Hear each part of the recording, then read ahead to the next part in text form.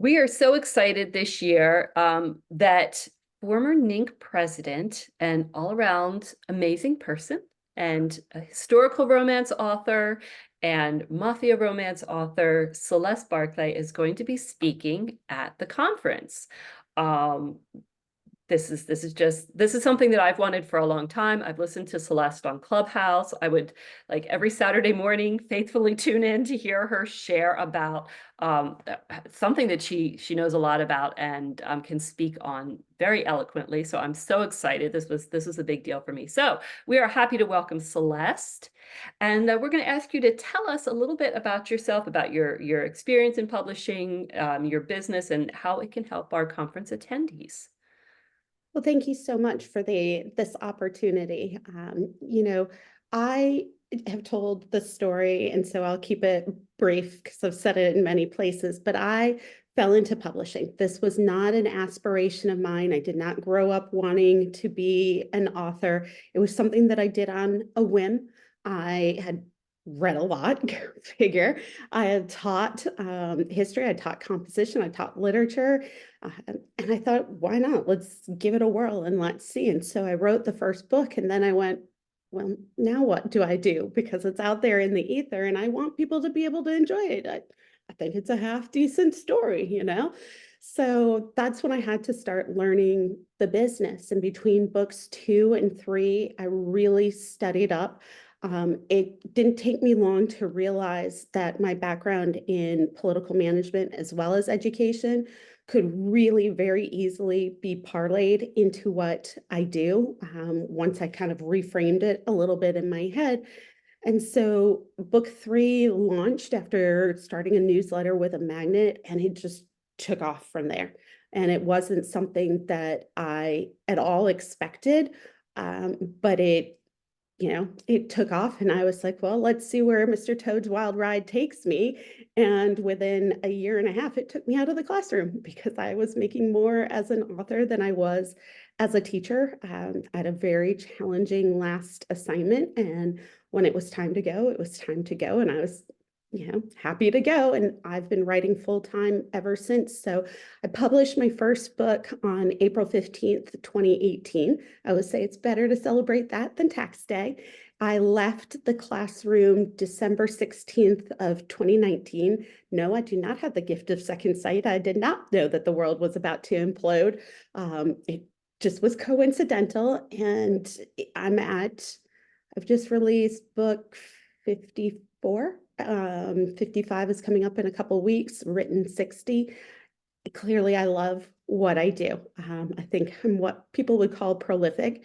And so it means I have to understand the business side of it in order to make these stories move. It's great that I've created them, but I have created them as my job. My job is to sell these books. My job is to bring in an income. This isn't a hobby for me. This is my job, whether it's somebody's full-time and only job, a second full-time job, a part-time job, whatever it is. The moment you decide you want to make some money off of this, then it becomes a business. And so, like I said, I have parlayed my formal education and life experience into this to help me understand how do consumers or readers behave. What are they looking for on the craft side? How do I write stories that engage them? What is it about my storytelling that is specific to me? How do I get that across to readers so that they actually give them a try? And so I had to be able to figure out the marketing side of it. There were some painful lessons learned along the way. There were some very efficient lessons learned. But once I started putting all of that together, and like I said, really understanding how consumers behave and taking that, from the classroom and seeing how people receive information, as well as my background in politics. I always say if I can get somebody to vote on legislation or vote for a candidate, I can get them to buy a book, and buying a book is harder, but I can do it. So yeah, that's kind of the long and the long of it. And that's great. And that actually is a perfect segue into your workshop, and I want to make sure I get the title right. Influencing buyer perception to make your brand an experience, which is a great title for what you're going to be speaking about. So can you tell attendees or potential attendees what they will expect to hear when they sit down in their chairs at the beach in St. Pete Beach and listen to you speak? I think one of the things that authorpreneurs realize very quickly on is that in this day and age, they are the brand. That it is not like working for Nike or Hershey, where there's an impersonal, inanimate object that is the brand, that is the product. Yes, we write and sell books, but they are a piece of us. And in this day and age, people are not satisfied with the little bio at the end of the book. We talk about entitlement all the time, and they do feel like they're entitled to a part of you. And so you have to decide how much you're willing to let them in. What are your boundaries? And they can be very tight or they can be very loose. It depends upon you. But throughout this process, understanding that you are your own brand, so you are in the first person as well as in the third person, is important. And creating brand loyalty and brand affinity, which are very similar, but they are not the same thing, is really crucial in this day and age when 7,500, 8,000 books a day are popping up on Amazon alone, when there is just a blitz of books for people to choose from. How do you get them to keep coming back to you? And writing good stories just isn't enough anymore when there are so many for them to choose from. And so what do you do in between books? What do you do when you're launching them to make readers want to come back to you when they haven't seen a book from you, even if it's 2 weeks? If you're a rapid releaser and it's been 2 weeks, at 7,500 books a day, that's a lot for them to choose from in between. So creating brand loyalty and brand affinity. That's what I'm going to chit chat about. And you will come out with some actionable items. That is something that is very near and dear to me as an educator. It's great to come out of a session going, wow, that was interesting. But what can you actually do with it? So that is the goal, is for you to also leave with a bit of a checklist, maybe some homework that I don't have to grade, and that you will feel like you can move forward. Well, that's great. You mean you don't want all NINC attendees sending you their homework to grade? I mean, we can have one-on-one conversations afterwards. I do There you go. consulting, There you but go. Good to please don't send me your homework. Well, as I mentioned, you are a past president, and we appreciate your service to NINC.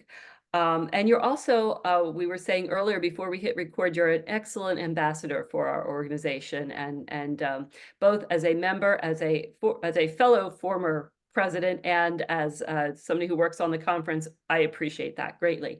So tell everybody, you've been to quite a few NINC conferences at this point. What is your favorite part about the conference?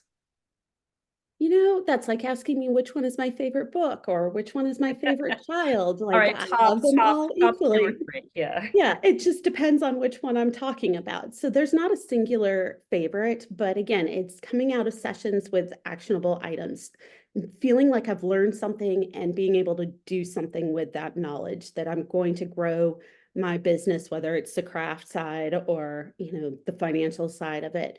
The opportunity to network, we talk about that all the time as being one of the great features of NINC. I mean, there's been so many projects born out of meetings at NINC and conversations at NINC, and just being able to experience the camaraderie side of it, but also to be able to have those one-on-one conversations where you do learn how these applied, facts and strategies work or don't work.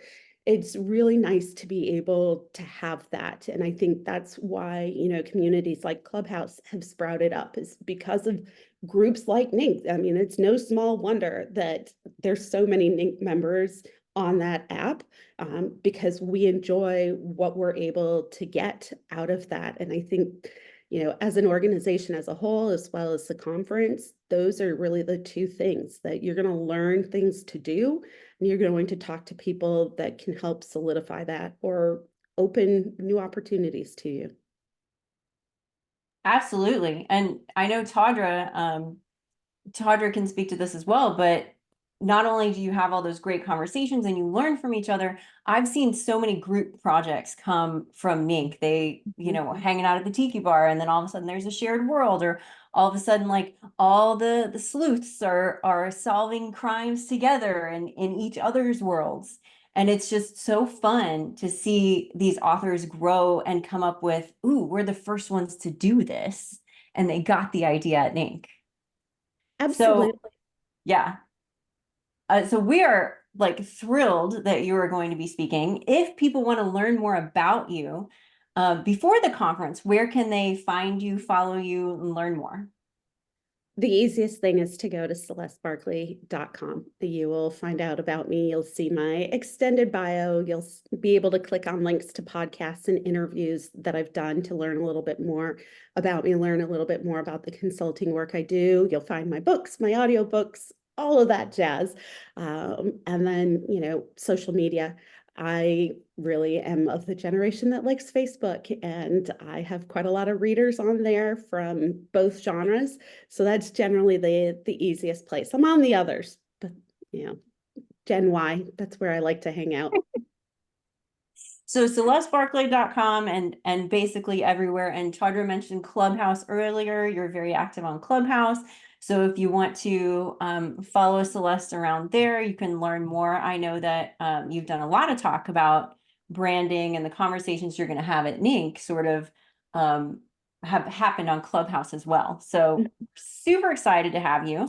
Tawdra and I save our introduction for the end. So I am Mel Jolly, and my partner in crime here is Tawdra Candle, and we are the directors of the Novelists Inc. Conference, which will take place from September 18th through the 22nd, 2024 in St. Pete Beach, Florida. If you want to learn more about it, if you haven't signed up, which you totally should, you can go to ninc.com. That's NINC.com. We cannot wait to see you at the beach, Celeste. It's going to be amazing. Thank you so much for joining us today. Thank you for having me.